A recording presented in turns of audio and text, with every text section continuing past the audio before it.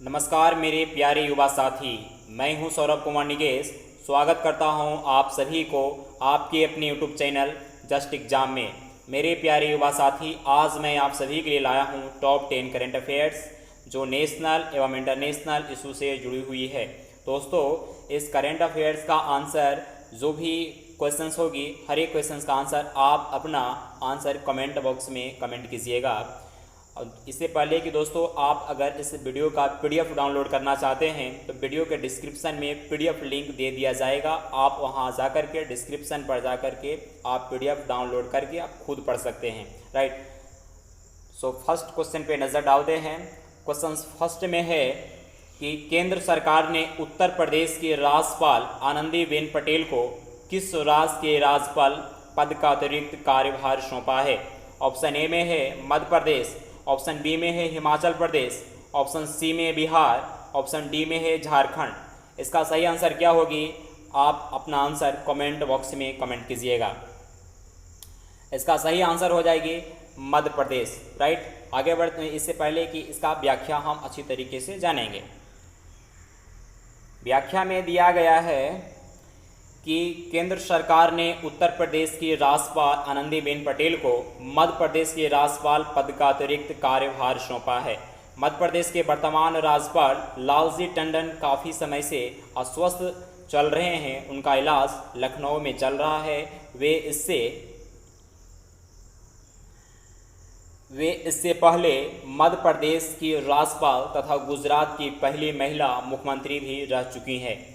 वे 1987 में भारतीय जनता पार्टी से जुड़ी है। आनंदीबेन पटेल का जन्म 21 नवंबर 1941 के गुजरात के एक गांधीवादी परिवार में हुआ था। आइए नेक्स्ट दूसरा क्वेश्चन की ओर नज़र डालते हैं।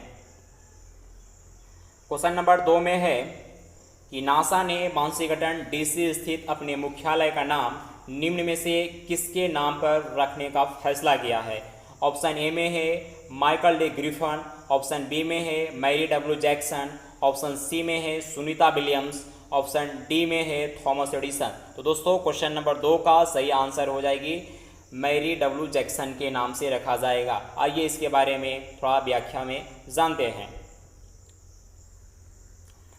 व्याख्या में बतलाया गया है कि नासा ने पहली बार अफ्रीकी अमेरिकी महिला इंजीनियर मैरी डब्ल्यू जैक्सन के नाम पर अपने मुख्यालय का नाम रखा है। एरोटॉनिक्स के लिए राष्ट्रीय सलाहकार समिति ने 1951 में मैरी डब्ल्यू जैक्सन की नियुक्ति की। इस समिति को 1958 में राष्ट्रीय न्यूरोटॉक्सी एंड स्पेस ट्राइडमिनेशन नासा द्वारा प्रतिस्थापित किया गया था। उन्होंने 1942 में हैप्सन इंस्टीट्यूट से गणित और फिजिकल साइंस में डिग्री हासिल की थी। उन्होंने इसके बाद कुछ समय तक गणित के टीचर के रूप में मैरीलैंड के स्कूल में अपनी योगदान या सेवा दी। आगे बढ़ते हैं। क्वेश्चन नेक्स्ट है, क्वेश्चन नंबर 3 है। क्वेश्चन नंबर 3 में है कि माइक्रोसॉफ्ट ने हाल ही में घोषणा की है कि वह दुनिया भर में अपने सभी कितने रिटेल स्टोर को हमेशा के लिए बंद करा देगी? ऑप्शन ए में है 90, ऑप्शन बी में है 95, ऑप्शन सी में है 83, ऑप्शन डी में है 20। इसका सही आंसर क्या हो जाएगी? क्वेश्चन नंबर 3 का सही आंसर सी हो जाएगी, 83 को बंद करा देगी। इसके बारे में व्याख्या में पढ़ते हैं, पूरे डिटेल्स में जानकारी लेंगे कि माइक्रोसॉफ्ट अपना रिटेल एसोसिएट जो एक कंपनी है उसे क्यों बंद करवा रही है। आइए इसके बारे में डिस्क्रिप्शन में पढ़ते हैं। डिस्क्रिप्शन में दिया गया है कि माइक्रोसॉफ्ट ने हाल ही में घोषणा की कि वह दुनिया भर में अपने सभी 83 रिटेल स्टोर को हमेशा के लिए बंद कर रही है। कंपनी की तरफ से जारी बयान में कहा गया कि अब उसका फोकस ऑनलाइन स्टोर पर होगा। कंपनी रिटेल टीम के लोगों को सेल्स ऑफ स्पॉट को लेकर ट्रेनिंग देगी और ग्राहकों को पहले की तरह सेवा का अनुभव होता रहेगा। कंपनी ने कहा कि वह बदले हालात में डिजिटल स्टोर Microsoft.com पर फोकस करेगी और इन्वेस्ट भी करती रहेगी। नेक्स्ट क्वेश्चन में, क्वेश्चन नंबर 4 में है कि दिल्ली सरकार ने कोरोना के इलाज हेतु निम्न में से किस बैंक को बनाने का फैसला किया है। ऑप्शन ए में है कोविड-19 बैंक, ऑप्शन बी में है प्लाज्मा बैंक, ऑप्शन सी में है ब्लड बैंक, ऑप्शन डी में है ऑक्सीजन बैंक। क्वेश्चन नंबर 3 का सही आंसर क्या हो जाएगी? क्वेश्चन नंबर 3 का सही आंसर हो जाएगी प्लाज्मा बैंक का स्थापित की है। राइट, आइए इसके बारे में व्याख्या पढ़ते हैं। व्याख्या में दिया गया है कि दिल्ली सरकार ने कोरोना मरीजों के इलाज के लिए प्लाज्मा बैंक यानी प्लाज्मा बैंक बनाने का फैसला लिया है। दिल्ली में अब तक जितने भी कोरोना मरीज ठीक हुए हैं, सरकार उन सभी को कॉल करके प्लाज्मा डोनेट करने की अपील करेगी। कोविड-19 मरीजों के इलाज के लिए प्लाज्मा थेरेपी बहुत ही कारगर साबित हो रही है। प्लाज्मा बैंक दिल्ली के ही institute of liver and biliary science यानी ILVS अस्पताल में बनाया जा रहा है। दिल्ली का प्लाज्मा बैंक देश का पहला प्लाज्मा बैंक होगा। क्वेश्चन नंबर नेक्स्ट की ओर नज़र डालते हैं। क्वेश्चन नंबर 5 है। क्वेश्चन नंबर 5 में है कि निम्न में से किस देश ने हाल ही में अमेरिका के राष्ट्रपति डोनाल्ड ट्रंप के खिलाफ गिरफ्तारी वारंट जारी किया है। ऑप्शन ए में नेपाल, ऑप्शन ए में है नेपाल, ऑप्शन ए में नेपाल है, ऑप्शन बी में चीन है, ऑप्शन सी में रूस है, ऑप्शन डी में ईरान है। क्वेश्चन नंबर 5 का सही आंसर क्या हो जाएगी? क्वेश्चन नंबर 5 का सही आंसर ईरान हो जाएगी। आइए इसके बारे में व्याख्या जानते हैं। व्याख्या में दिया गया है कि ईरान ने हाल ही में अमेरिका के राष्ट्रपति डोनाल्ड ट्रंप के खिलाफ गिरफ्तारी वारंट जारी किया है। ट्रंप को गिरफ्तार करने के लिए ईरान के इंटरपोल से मदद भी मांगी है। ईरान के इस कदम की वजह जनवरी में बगदाद में हुए ड्रोन अटैक को बताया जा रहा है, जिसमें ईरान की कदमशन सेना के प्रमुख जनरल कासिम सुलेमानी की मौत हो गई थी। इंटरपोल बहुत संगीन मामलों में वांछनीय अंतर्राष्ट्रीय अपराधियों के लिए रेड कॉर्नर नोटिस जारी करता है। इसके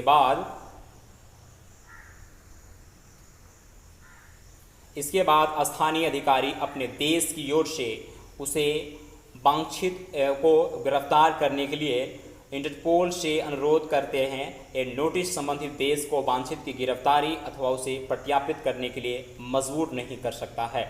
क्वेश्चन नंबर 6 की ओर नज़र डालते हैं। क्वेश्चन नंबर 6 में है कि केंद्र सरकार ने भारत चीन तनाव के बीच टिकटॉक समेत कितने ऐप का प्रतिबंध लगा दिया है। उसे प्रतिबंध लगा कि भारत में ये नहीं चलेगा, बैन लगा दिया है। तो कितने ऐप क्या लगा दिया है? ऑप्शन ए में है 75, ऑप्शन बी में 80, ऑप्शन सी में 59, ऑप्शन डी में है 40। तो क्वेश्चन नंबर 6 का सही आंसर सी हो जाएगी। 59 चाइनीज़ एप्लीकेशन को इंडिया में बैन लगा दिया गया है। आइए इसके बारे में व्याख्या जानते हैं। व्याख्या में बताया गया है कि सरकार ने भारत चीन तनाव के बीच टिकटॉक समेत 59 मोबाइल ऐप पर प्रतिबंध लगा दिया है। भारत सरकार की इस सूची में यूसी ब्राउज़र भी शामिल है और कई अन्य मोबाइल ऐप भी हैं। इलेक्ट्रॉनिक्स और आईटी मंत्रालय के अनुसार इन ऐप्स को भारत की संप्रभुता एवं एकता, सुरक्षा और व्यवस्था के लिए नुकसानदेह होने के लिए कारण प्रतिबंध किया गया है। केंद्र सरकार ने कहा है कि इन ऐप्स का मोबाइल और non mobile based internet devices में भी इस्तेमाल नहीं किया जा सकेगा। आगे बढ़ते हैं, नेक्स्ट पॉइंट की ओर है। क्वेश्चन नंबर 7 में है। क्वेश्चन नंबर 7 में है कि निम्न में से किस देश की सरकार ने घाटे कम उत्पादक के कारण देश की सभी सरकारी जूट मिलों को बंद करने का फैसला किया है। यानी कौन सा ऐसा देश है जो सरकारी जूट मिल है उसे बंद करने के लिए फैसला किया। बंद इसलिए कर रही है क्योंकि सरकारी जो जूट प्रॉफिटेबल में है, प्रॉफिट कम दे रही है, प्रॉफिट मार्जिन बहुत कम है, ज़्यादातर लॉस मार्जिन है। कोई भी सरकार चाहेगी हम उस कंपनी को बंद कर दें, बट ऐसा नहीं करना चाहिए। व्यवहारिक तरीके से आप अगर इथिकल तरीके से सोचें तो इसे बंद नहीं करना चाहिए। इसे डेवलपिंग के लिए, इसे अपग्रेडिंग के लिए सरकार को सपोर्ट करना चाहिए, ना कि बंद कर देना चाहिए। तो ऑप्शन ए में है भारत, ऑप्शन बी में है बांग्लादेश, ऑप्शन सी में है नेपाल, ऑप्शन डी में है चीन। क्वेश्चन नंबर 7 का सही आंसर क्या हो जाएगी? क्वेश्चन नंबर 7 का सही आंसर हो जाएगी बांग्लादेश ने जितने भी जूट मिल हैं उन सब को बंद करने के लिए फैसला ले लिया है। आइए क्वेश्चन नंबर 7 के बारे में डिस्क्रिप्शन पढ़ते हैं। डिस्क्रिप्शन में यानी पूरी तरीके से व्याख्या जानेंगे। व्याख्या में है कि बांग्लादेश सरकार ने घाटे और कम उत्पादन के कारण देश की सभी सरकारी जूट मिलों को बंद करने का फैसला किया है। वस्त्र और जूट मंत्री गुलाम दस्तगीर गाजी ने बताया कि सरकारी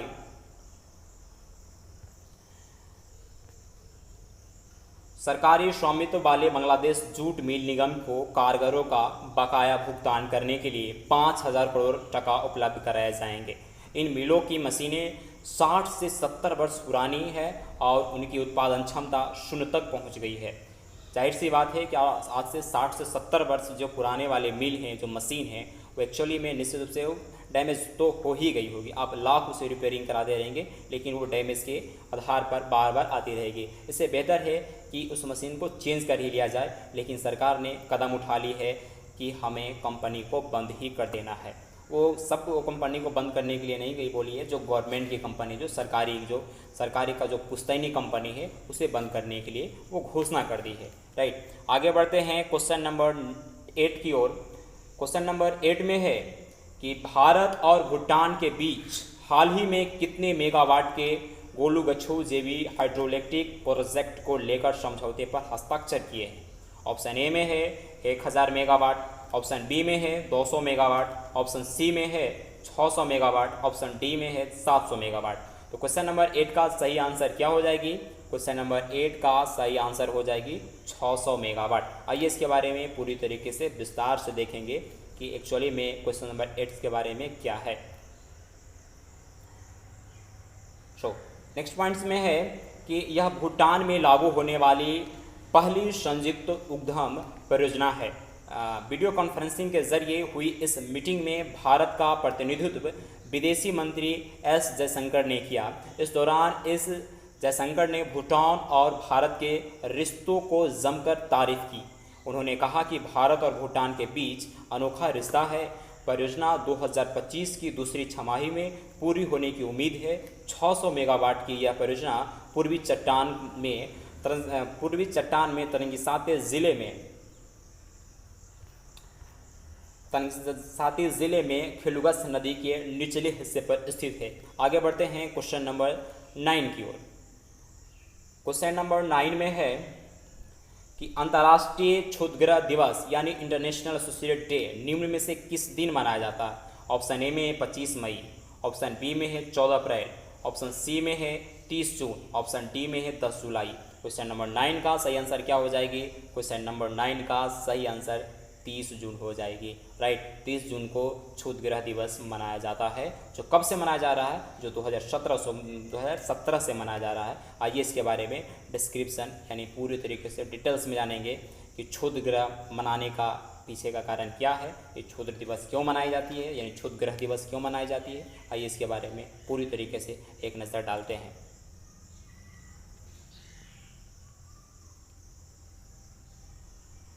प्रत्येक साल 30 जून को अंतर्राष्ट्रीय क्षुद्रग्रह दिवस इंटरनेशनल सुसाइड डे मनाया जाता है। संयुक्त राष्ट्र ने क्षुद्रग्रह एस्टेरॉयड के खतरे को लेकर जागरूकता बढ़ाने के लिए 30 जून 2017 से अंतर्राष्ट्रीय क्षुद्रग्रह दिवस मनाने की घोषणा की थी। लोगों के बीच क्षुद्रग्रह को लेकर जागरूकता बढ़ाने और उससे होने वाले खतरे को लेकर युवा पीढ़ी को बचाने और उन्हें इससे होने वाली भयानक घटना को विस्तार से समझाने के लिए क्षुद्रग्रह दिवस प्रत्येक साल मनाया जाता है। यानी प्रत्येक साल ये इंटरनेशनल डे पे मनाई जाती है, ये कोई नेशनल डे नहीं है, ये इंटरनेशनल डे है, ये इंटरनेशनल लेवल पे मनाई जाती है, जो 30 जून 2017 से शुरू हुई गई थी। इस दिवस का शुरू करने का पीछे का ध्येय यही है कि हमारे देश में जो भी युवा पीढ़ी हैं उनको सही तरीके से बचाया जाए, उनको खतरे से बचाया जाए और प्रत्येक खतरे के पहले उन्हें अच्छी तरीके से सूचना दे दिया जाए।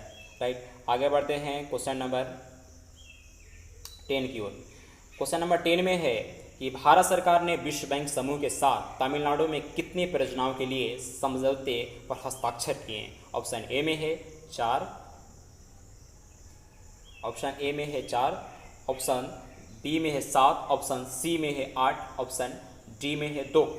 तो क्वेश्चन नंबर 10 का सही आंसर क्या हो जाएगी? क्वेश्चन नंबर 10 का सही आंसर हो जाएगी 2 हो जाएगी। राइट, आगे बढ़ते हैं क्वेश्चन नंबर 10 के पूरी तरीके से व्याख्या जानेंगे।